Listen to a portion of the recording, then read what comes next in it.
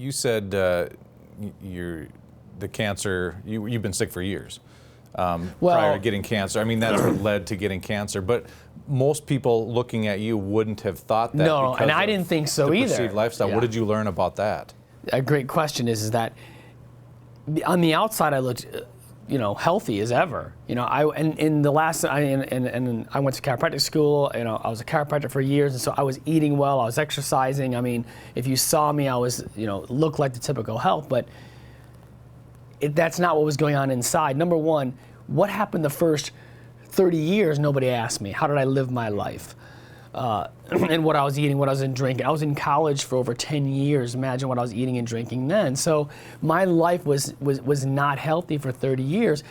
And then changing it for 7 years, thank God, helped, but it wasn't enough. And so my body had been sick for years, then I got cancer. And so when I got diagnosed, I said, you know what, I need to figure out what caused this. It wasn't bad luck, it wasn't genetic. My body was converting these normal healthy cells to cancer cells and not killing them off any longer. What was causing that? And so mindset is key here, that if you think it's possible, then you're gonna search for the right answers. And so I began just researching, and that's where my time went. And I was spending time studying the cancer cell, the metabolism of cancer, everything about a cancer cell to figure out how I was gonna go about it. There's 3 steps that I learned from Dr. Lodi in Arizona. Is step 1 is you got to stop making this cancer first, and you got to get to the cause of it. Because something caused your normal cells to convert into cancer cells. Something caused your immune system to no longer be able to take care of this cancer.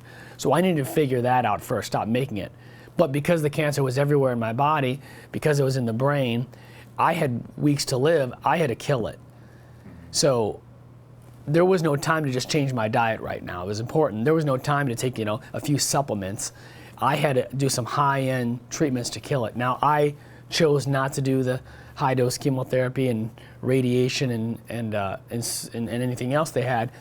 I flew to Reno, Nevada with Dr. James Forsythe, who was one of the #1 oncologists to me in the world. And I began using IV poly-MVAs, IV vitamin Cs.